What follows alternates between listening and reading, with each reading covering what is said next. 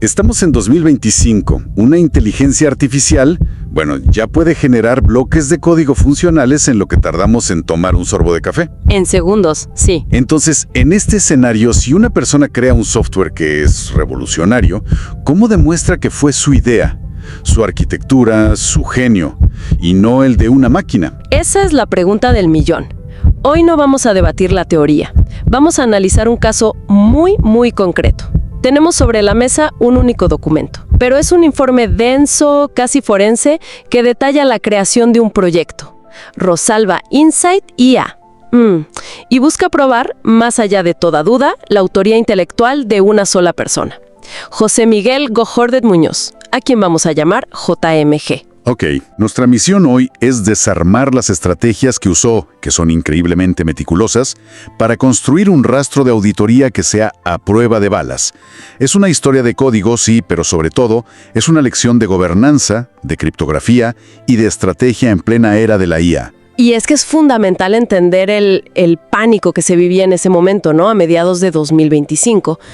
El terreno legal de la propiedad intelectual que venía de una IA era un pantano. Un campo minado. Totalmente, lleno de arenas movedizas. Había un riesgo real, muy palpable, de que meses o años de trabajo en un proyecto asistido por IA, pues pudieran ser declarados no protegibles. O sea, de dominio público. Exacto. Los tribunales, las oficinas de patentes empezaban a trazar una línea y los criterios eran muy exigentes. Tenías que probar, por ejemplo, la calidad de tus instrucciones a la IA, demostrar una selección, una curación entre opciones y, lo más importante, evidenciar modificaciones humanas que fueran sustanciales. Y ahí es donde entra este caso. Justo. Por eso el caso de Rosalba Insight IA es una locura. Una verdadera joya. Es el ejemplo perfecto de cómo documentar todo, pero de una forma casi enfermiza para blindarse por completo. Enfermiza me parece la palabra perfecta, sí. El informe arranca en agosto de 2025 y desde la primera línea se siente una urgencia, una obsesión casi paranoica de JMG con la documentación. Desde el día 1. ¿Y a qué se debía tanta prisa? El documento lo llama el imperativo de la gobernanza. Y esto nacía de dos miedos muy concretos. El primero, obvio, una futura disputa legal sobre quién era el autor. Claro, pero el segundo era más grande, una amenaza para toda la industria. La inminente inundación de contenido de IA extranjero de bajo costo. Si no podías demostrar que tu producto era original, que tenía un valor único, estabas muerto, estabas fuera del mercado. Así que, para construir su fortaleza, implementó desde el día cero herramientas de transparencia, como los AI Fact Sheets y System Cards. Pero la piedra angular de todo fue la tecnología de ledger distribuido, la DLT. Y la forma en que usó esa DLT fue brillante.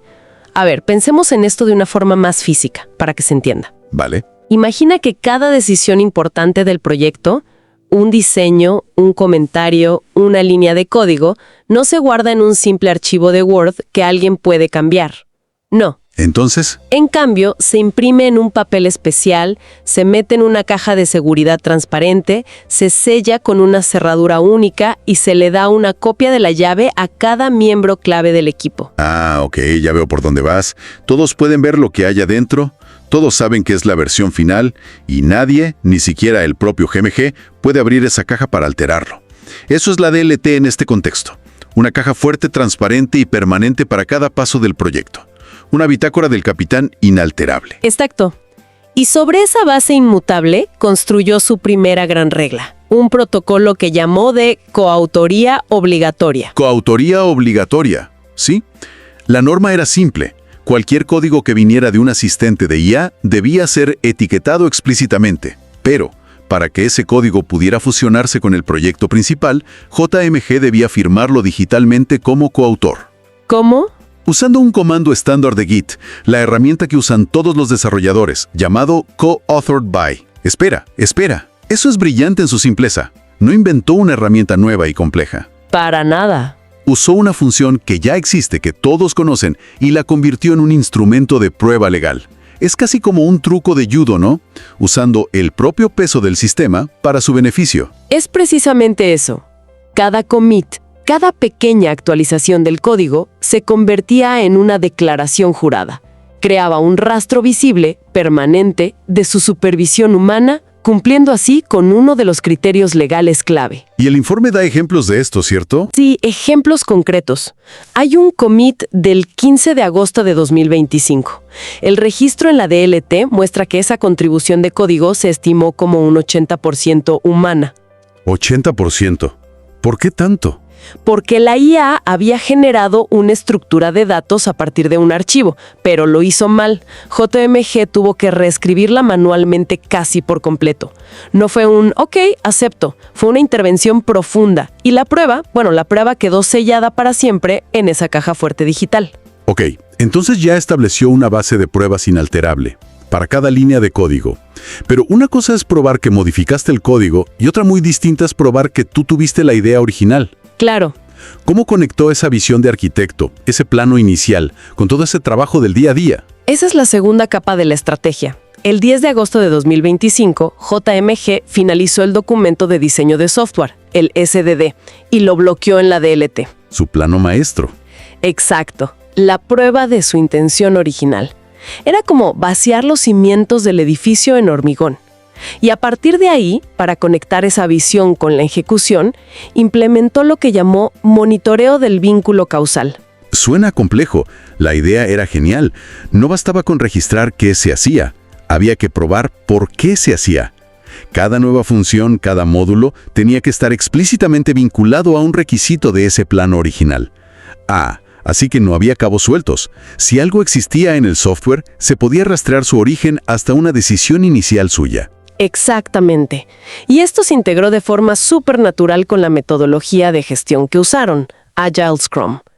Dividieron el trabajo en sprints de 2 semanas. Ok, algo estándar. Sí, pero aquí está la clave.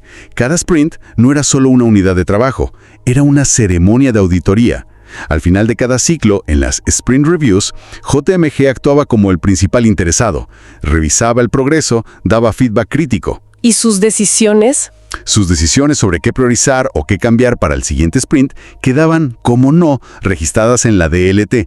Era la prueba continua de que él era el director de la orquesta, no solo un músico más. Es como si cada 2 semanas estuviera dejando un rastro de migas de pan. Pero en lugar de pan, eran decisiones estratégicas grabadas en piedra digital. Y el hilo que conectaba todas esas migas era una herramienta llamada Matriz de Trazabilidad de Requisitos, o RTM. Esa matriz era como el árbol genealógico de cada función. Se podía seguir su lineaje hasta una decisión original de JMG. Y el informe da un ejemplo de esto también, ¿verdad? Sí, lo ilustra con un caso de estudio brutal. La creación del módulo de Insight, el cerebro del sistema.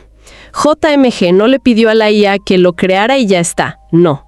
Hizo 5 intentos de generación. 5. ¿Por qué tantos? Porque estaba curando el contenido. Descartó 4 de las 5 opciones. Y no solo las tiró a la basura. Documentó por qué. Documentó meticulosamente por qué las rechazaba. Una tenía sesgos, otra era muy lenta, otra simplemente no era elegante. Esto ya es una prueba de autoría brutal, porque demuestra juicio selectivo. Pero lo mejor viene ahora.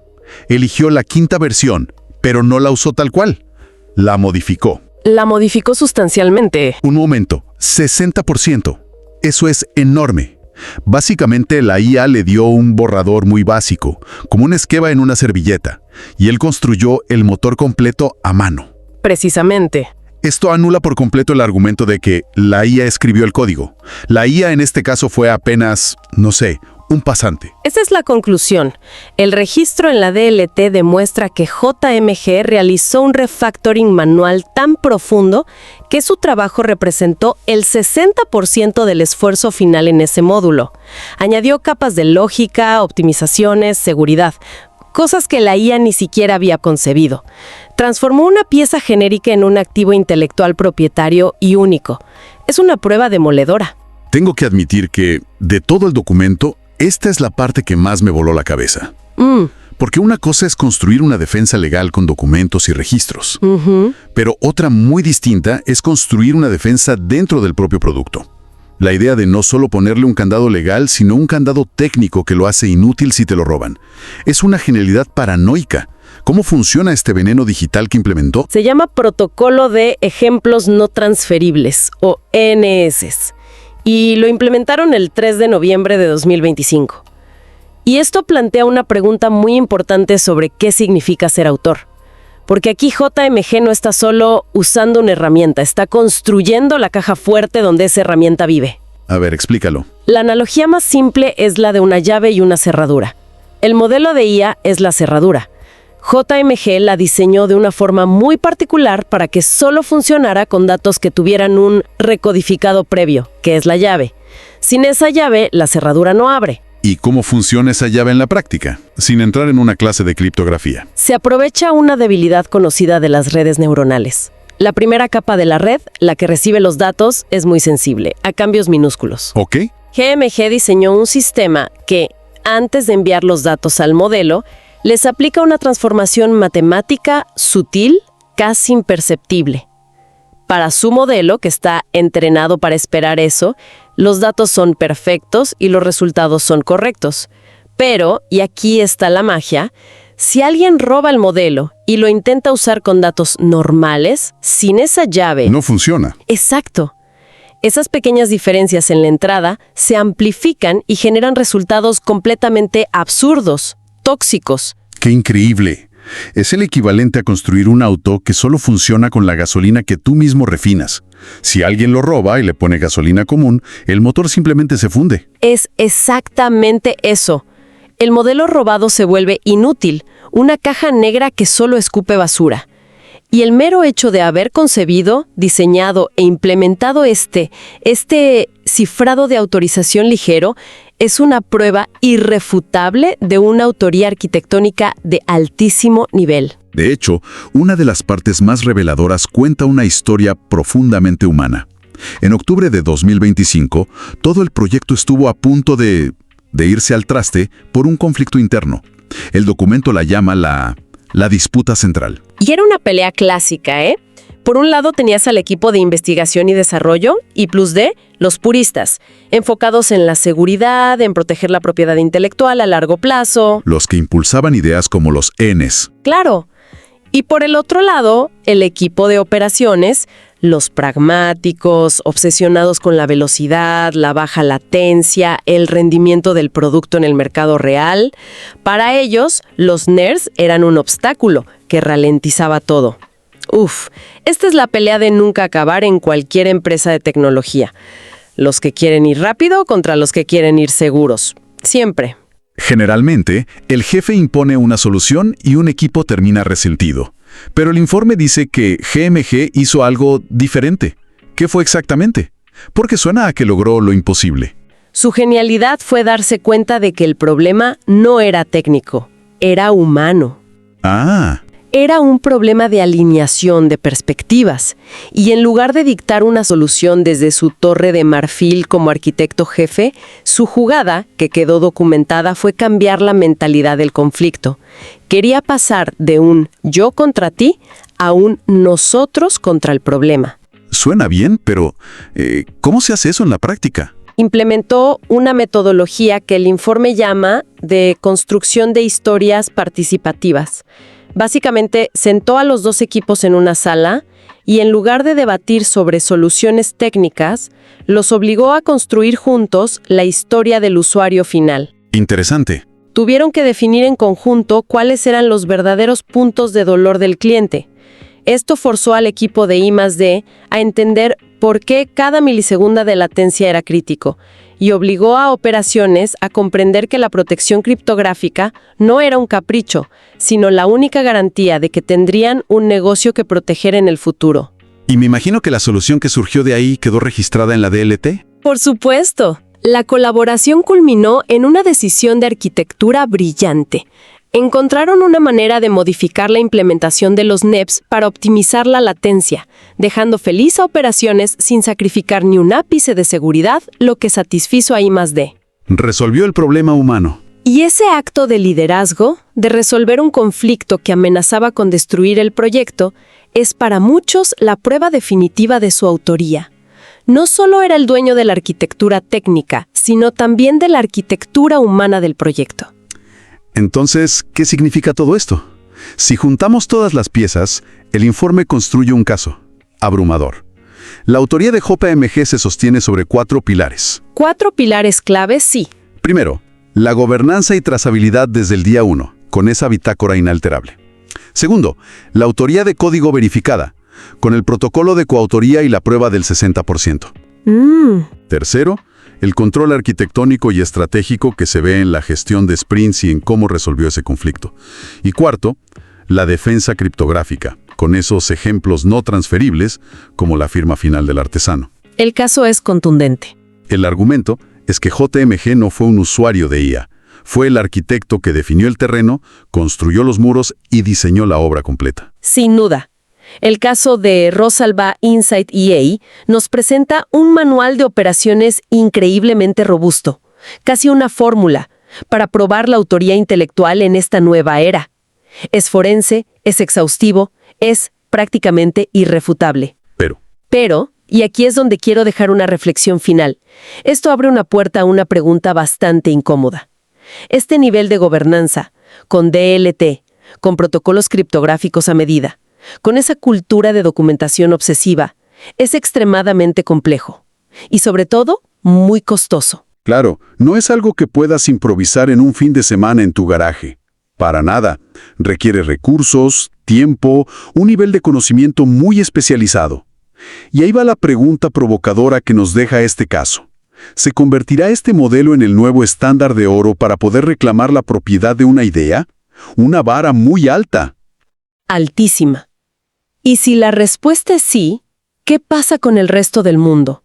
¿Qué sucede con los innovadores independientes, con las pequeñas startups que operan con lo justo, con los creadores individuales que no tienen ni el tiempo ni el dinero para implementar una fortaleza de auditoría así?